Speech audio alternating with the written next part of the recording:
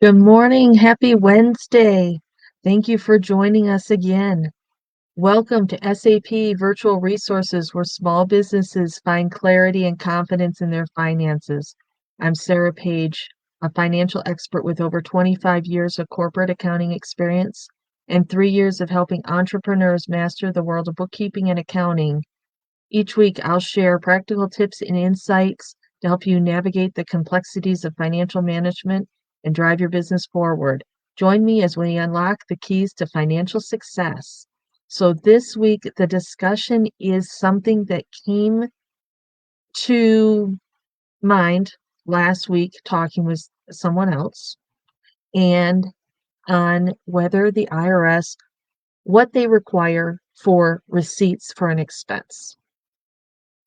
Because a lot of business owners, especially small entrepreneurs, they use their bank statements, their credit card statements.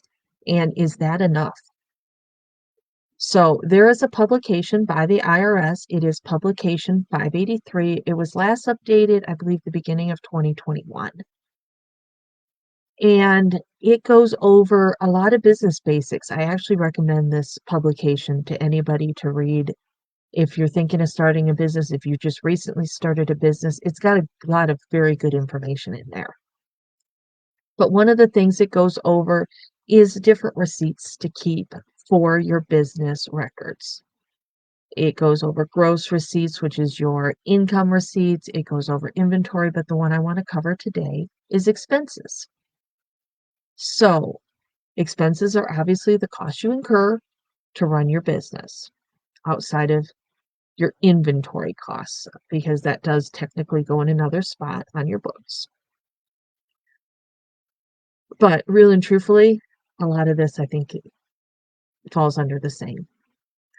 So you have to have supporting documents that should show the amount paid and that the amount was a business expense. So what they say they will accept in this publication is canceled checks, cash register tapes, as in if you go into a store and you get your cash register receipt. Account statements, those are your bank and credit card statements, credit card sales slips, invoices, and petty cash slips for small cash payments. So in that case, let's say you have $100 petty cash that you keep in your office, and every time you use money out of it, you write a slip out, you state what was paid, who it was paid to, and what it was paid for. And then however often you need to refill that, you do. And when you're entering that into your books, you're putting them against those expenses in your books. But is that enough if you're audited? And what I have found out from talking with this other person is they don't want your bank statements. They want the receipts.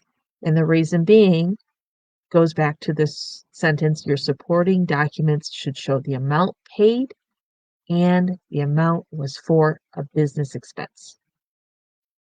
And I'm going to use one of the probably most common thing that you could run across with this. You go to the local gas station and get gas, you're traveling for work. You decide you don't need a receipt, you've got your bank statement.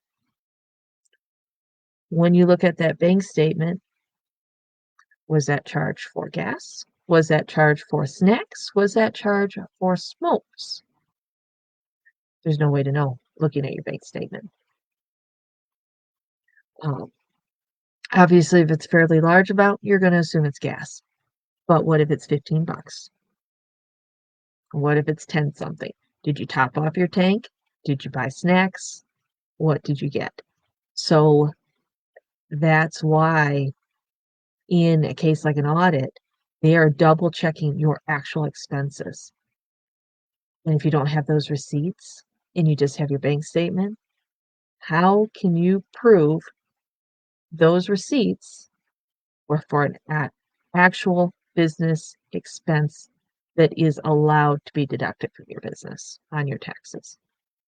So my personal recommendation and I've been a firm believer in this, and yes, I'm that irritating person that always waits long enough to get a receipt at any store. You want those receipts. If you have to go back years later to try to ask if the local gas station still has a copy of it, you're probably going to be out of luck. I'm not saying it won't happen. You could definitely, every day, technology gets better and what information is stored gets better, which could be good or bad depending on how safe their systems are for hackers and ransomware and things like that. But it is getting better with what can be stored because it's electronic instead of a paper slip or things like that now. But still, do you want to chance that audit result on your ability to go back 5 or 6 years or 7 years later to get a copy of a receipt from a gas station or from Staples? Obviously, think places like Amazon, as long as you still got that account, those go back quite far. I firmly believe that you should be keeping your receipts. Get yourself a software where you can upload them if you don't like keeping the paper copies. A Google Drive, a Dropbox. You can set up folders that are for, okay, this is for 2024. Here's a January folder under there, February folder, and put all of them in. If you have large numbers of receipts that you're dealing with, then have a couple of folders. This is vehicle receipts. This is office receipts. This is inventory. Whatever would work. Though if you're that large of a business, you're going to have some kind of software that you're running your accounting in. And most of them have the ability to scan the receipts directly in.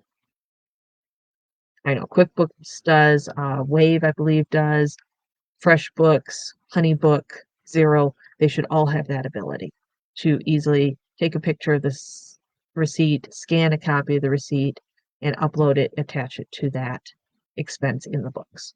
So I hope that that gives you something to think about. It gives you some good reading if you want to go look through other things from this publication 583 on the IRS website. It just will make your life so much easier if you get that letter from the IRS saying, we have some questions, because then you can pull them out, you can pass them on, and everybody's happy and you are not stressing out. So have a great week. I will be back next week with more tips and resources for you, and have a great rest of your week.